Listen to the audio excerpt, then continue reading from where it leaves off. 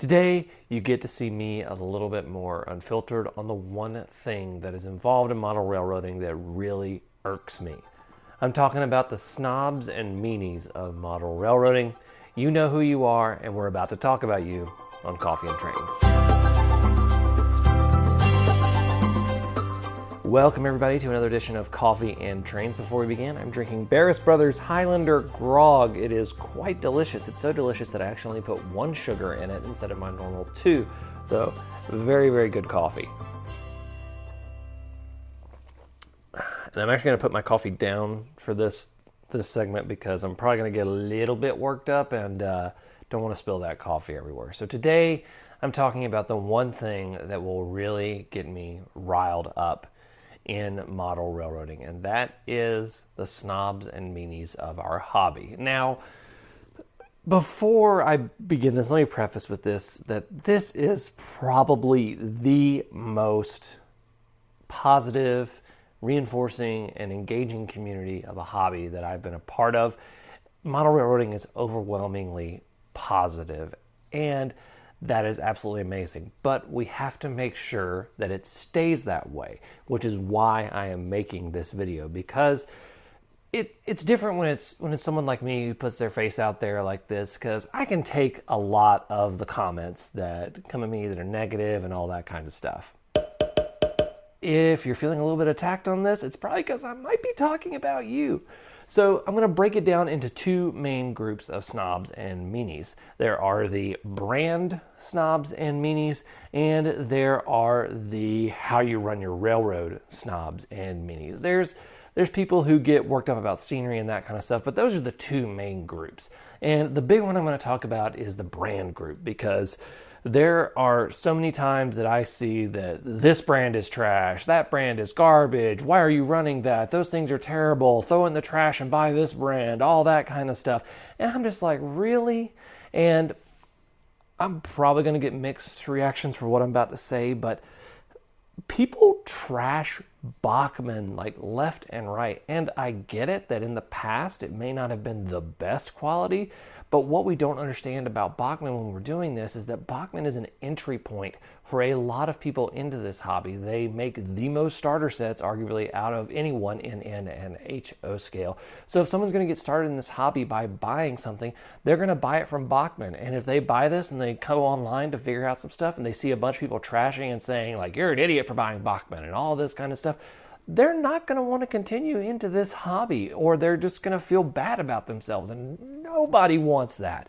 And if you start looking at Bachmann stuff beyond its starter set stuff, it's actually pretty nice stuff. Some of my best running locomotives are Bachmanns. Fun fact, the one that I have most problems with is my most expensive locomotive, and my cheapest locomotives, my Bachmanns, are the ones that are my most reliable ones. So don't think that brands, just because you may have had a bad experience with one, I get that. I don't come back to brands, but make sure that when you're going to denote and say that all products of a brand are trash, make sure you've done your research so that you don't discourage someone from the hobby. I recently saw someone say Intermountain was garbage, and I'm like, huh?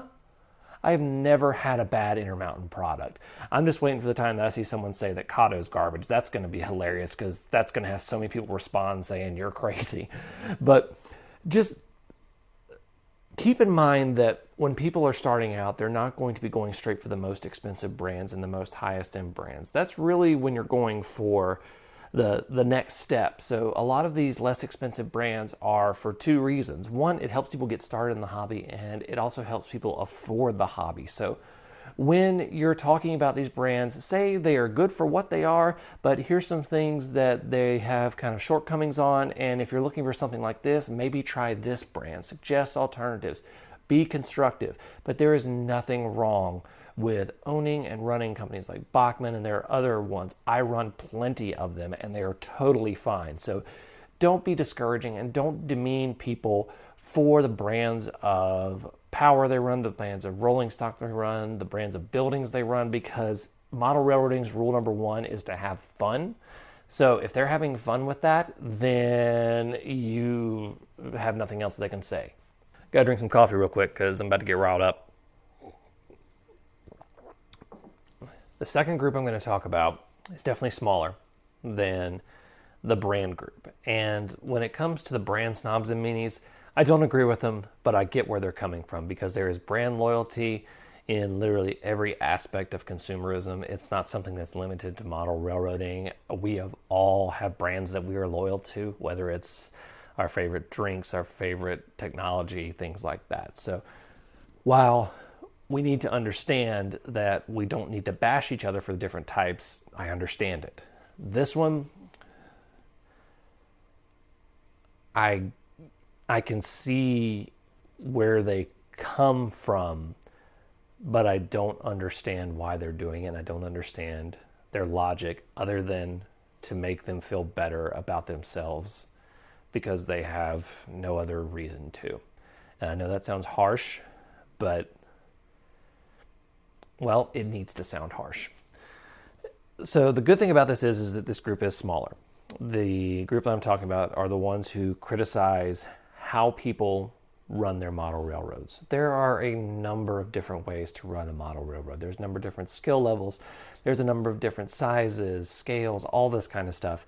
And there are people out there, and thankfully there are not a lot of them, because our hobby is overwhelmingly positive. I want to say that, but there are people out there that I have seen, and it makes my blood boil, that will criticize someone who's honestly trying, and not just in a constructive way.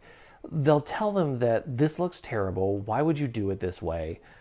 You know, why do you have that piece of rolling stock behind that locomotive? Why is this here? Why is this there? Why are you doing it this way? This is the dumb way to do that.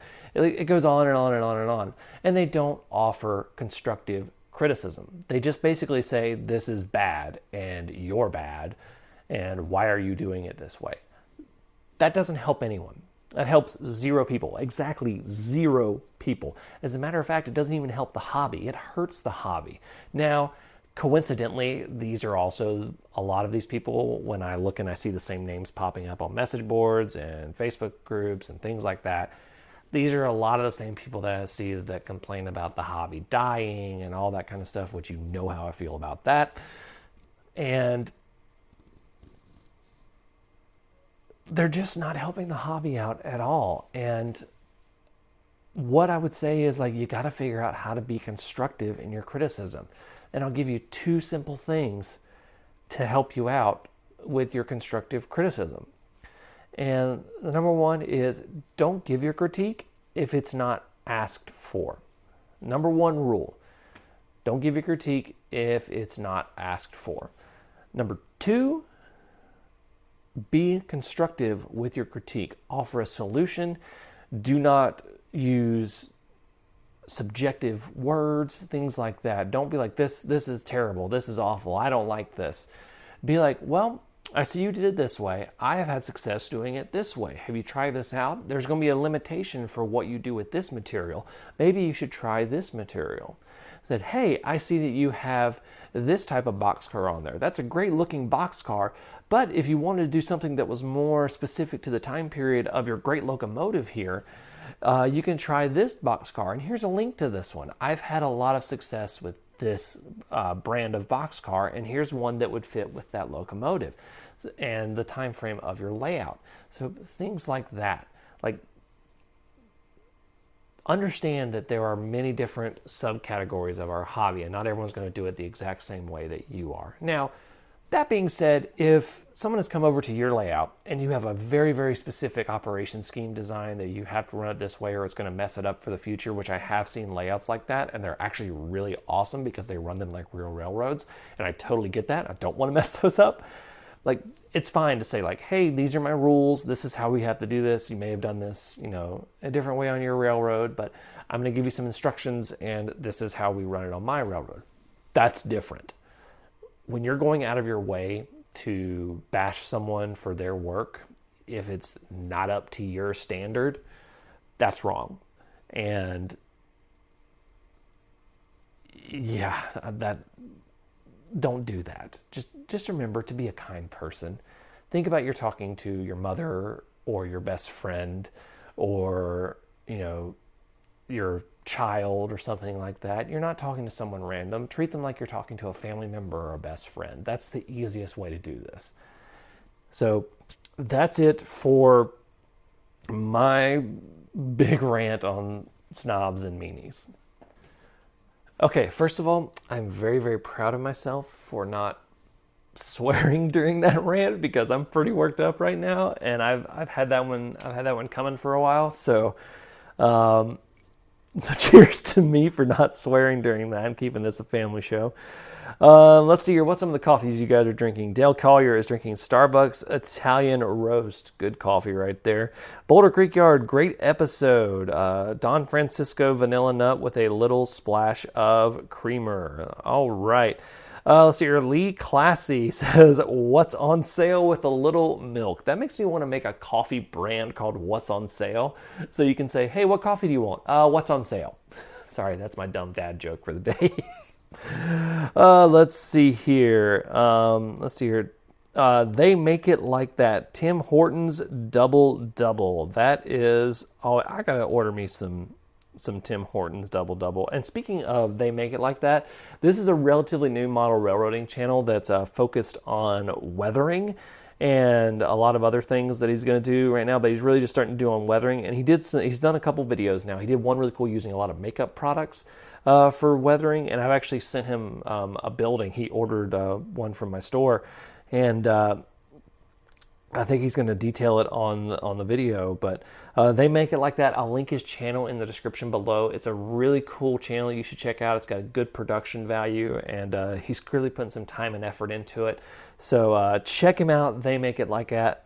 Let's see, who else do we have here? Jeff Morgan says, not a coffee drinker, but I still watch the coffee segment of the show. As far as hot drink goes, a basic hot chocolate, and I am good. A lot of hot chocolate drinkers out there as well, and you can't really go wrong with hot chocolate. It's chocolate. So thank you guys so much for watching. I want to say a big thank you to all of my patrons. They're listed right here. You can become a patron for as little as $1 a month. Thank you guys so much for watching. Until next time, I'm Jimmy from the DIY and Digital. Stay safe, be kind, drink some coffee, and happy railroading.